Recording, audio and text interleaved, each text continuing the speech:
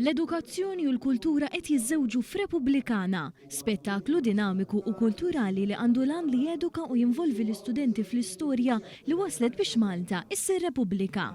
Din il-produzzjoni tispikka l-integrazzjoni unika tagħha tal-għana u l-kanzunetta tradizzjonali folkloristika Maltija bħala mezz ta' narrazzjoni.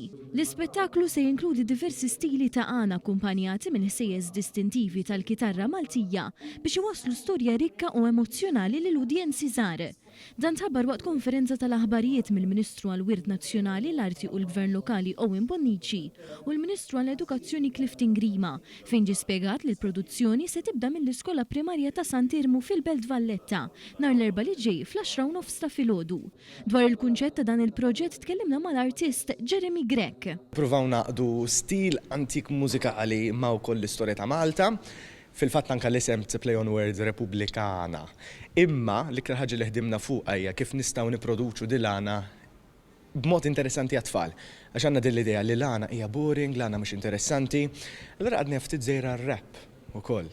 Rajna ċertu artisti, rap li huma popolari llum il-ġurnata u kif nistgħu naqdu u l-eqdem rap Malti mal-modern. Il-Ministru Bonnici enfasizza kif din il-produzzjoni tgħin biex tħares it-tradizzjonijiet kulturali ta' Malta filwaqt li ssaħħaħ l-identità u l-gburija nazzjonali fost iż-żgħażagħ u tfal.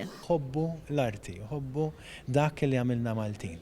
U nemmen li l-ingredienti li użajna, it-tradizzjoni, l-innovazzjoni, se jagħmlu il-prodotti li qed nippreżentaw quddiem uliedna u qed sabiħ ħafna lihom. Min-naħa tiegħu il-Ministru Grima sostna li l-perkors tas-sistema edukattiva tal-istudenti għandha tinkludi inizjattivi bħal dawn li jagħtuna għarfien dwar x'jagħmilna Maltin. Besna dej l-aspett letterarju, dej l-aspett anke audiovisiv, fuq kollox anke li dik li hija il-lingwa Maltija, lingwa li tant hija importanti għalina fil-waqt li nippromovu propju dak li huwa it-tallim tal-lingwi ġewwa pajjiżna. Fl-istess ħin bħala parti minn din l-inizjattiva edukattiva se jkun qed jitqassam il-ktieb Ir-Repubblika ta' Malta l-ewwel 50 sena fl-iskejjel kollha.